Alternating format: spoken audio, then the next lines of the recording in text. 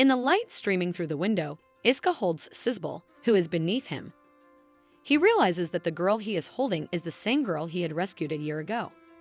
Sisel, upon reuniting with Iska, introduces herself and apologizes for entering his room in the middle of the night. Sisel, who had never been treated this way before, asks Iska to move aside for a moment.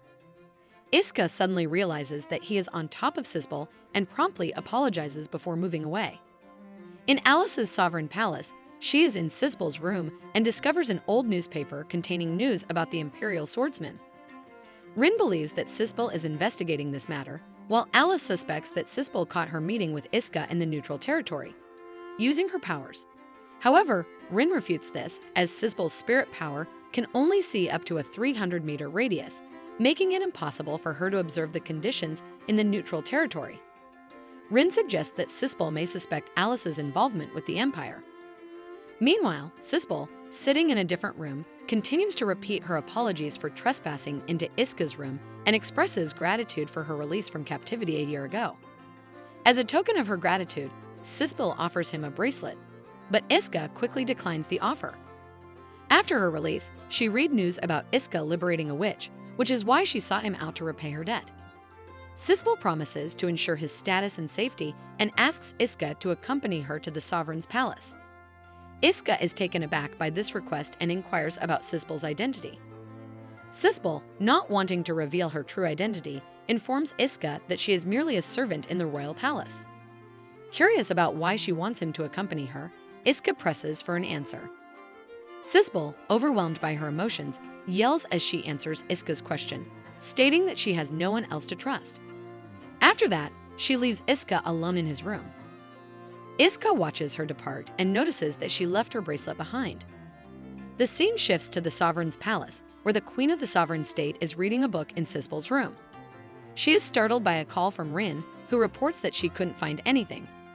Rin then kneels before the queen and suggests that Alice should investigate further. Considering Rin's advice, the queen asks Alice if she can take charge of the situation. Alice gladly accepts and instructs Rin to prepare while expressing her concerns about Sisel's well-being. Meanwhile, Sisel blames herself for not being able to persuade Iska. However, she is determined not to give up. Back at the imperial capital headquarters, the Senate receives a report that a pure blood witch, the daughter of the nebulous queen, is heading to the independent nation with only one of her servants. The Senate orders them to capture the pure blood witch, believing that with witch hunters' weapons, they will succeed in apprehending the witches. The next day, Unit in 07 was enjoying their holiday, preparing for a barbecue. Miss, who was chatting away, received a reprimand from Jin to help out. She raised her hand and volunteered to grill the meat. Neen, however, insisted that the captain should have some vegetables. Miss was determined to grill the meat and dragged Iska into her cubicle. But when she called out to him, Iska was lost in thought while cutting the meat. Meanwhile, in the sovereign state, Elatir met the masked man again. The masked man asked for details from their previous discussion. With some hesitation, Elatir explained that the person approaching the Empire is her sister. The masked man laughed after hearing Elatir's explanation.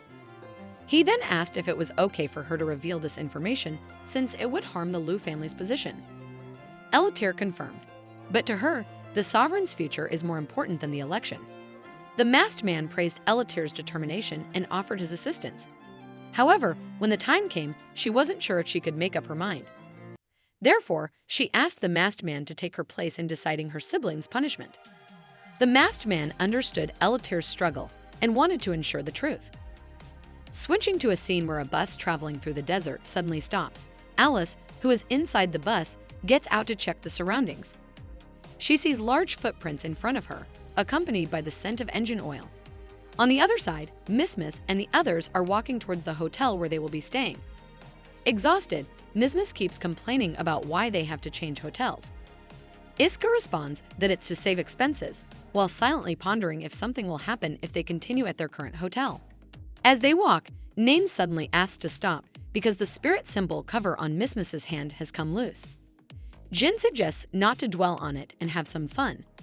Since they've already considered it and haven't found a solution, it's better to clear their minds for now and start thinking again from scratch. However, if Miss is still bothered by it, Jin suggests going to the public market. Jin wants to find stickers that former Shannarat used to sneak into the Empire. Misna's expression changes, and she eagerly wants to go to the public market tomorrow. After walking, they finally reach the hotel where they would be staying.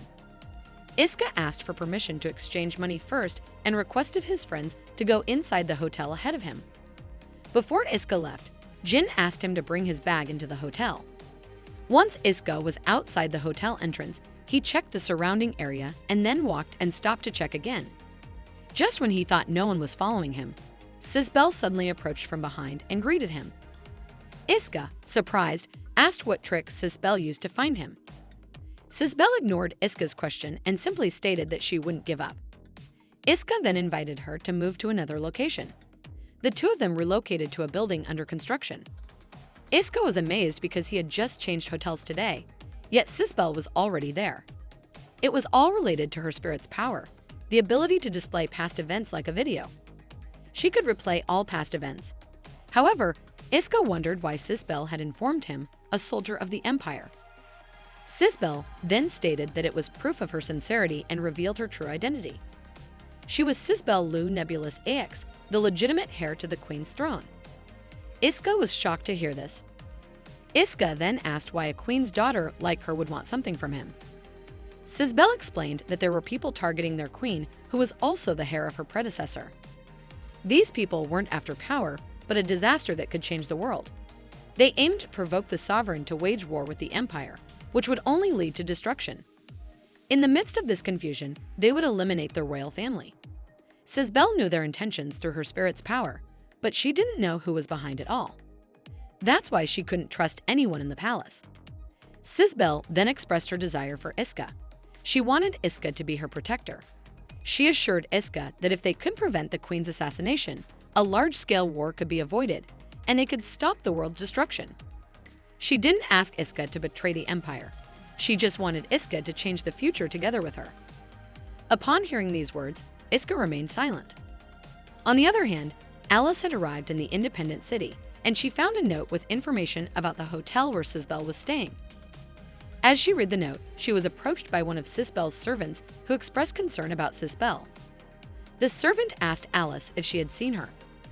Alice responded with a surprised expression.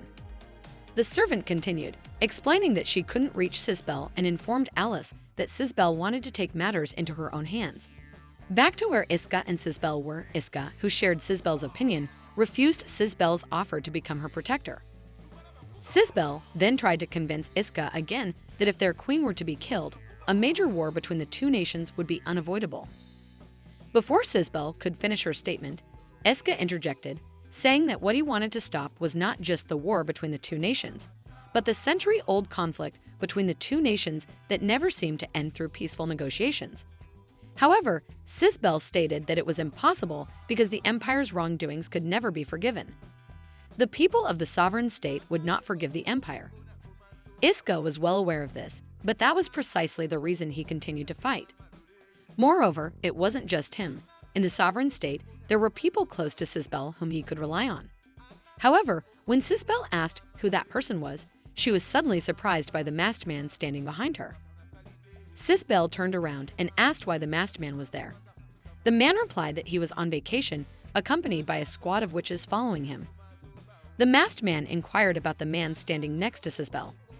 Without giving Sisel a chance to respond, the man continued, stating that the queen would be tried once she found out her daughter had connections with the Empire. Sisel tried to explain that she hadn't betrayed the sovereign state and that she wanted to save her country from traitors. The masked man produced a recording device stating that Sisel was the traitor. Thanks to this, Sisel realized that the Zhou family didn't care about the truth. They would do whatever it took to obtain evidence to secure votes in the upcoming election.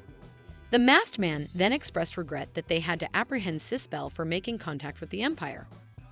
Unable to say anything, Sisel retreated and ran away from Iska and the masked man. When the troops tried to pursue Sisel, Iska, who was in front of them, stopped them. Iska then asked if he wasn't their comrade. The man responded that there was no tolerance for traitors, especially if they were associated with the Empire like Iska. Betrayal was a grave sin to the sovereign state, regardless of the reason. The man also threatened Iska. Meanwhile, as Sisel ran away from the masked man, she was suddenly confronted by a large creature that leaped in front of her.